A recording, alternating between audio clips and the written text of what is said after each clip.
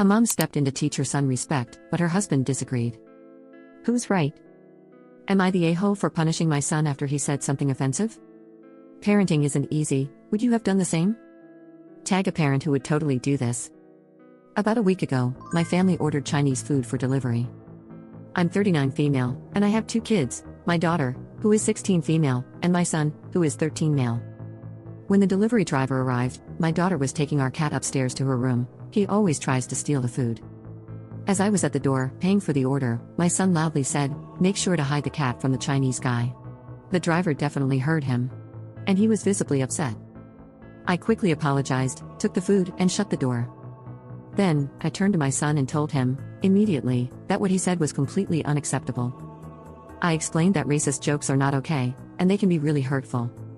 But he just shrugged it off. He refused to admit that he'd done anything wrong.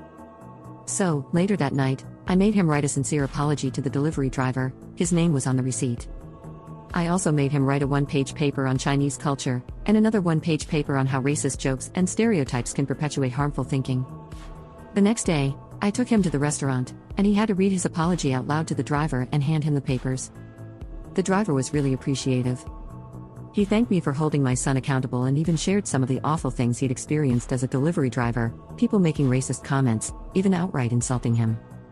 That night, my husband, who is 43 male, and I got into an argument.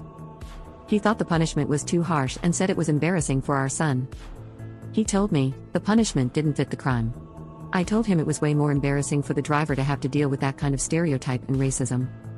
Our son would get over being embarrassed, but that driver? He deals with this kind of stuff all the time. My husband brushed it off, saying, it was just a joke. It's not that big of a deal. Now, I do wonder if I overreacted a little, but I still believe it was important to teach my son why what he said was wrong. So, am I the a-hole?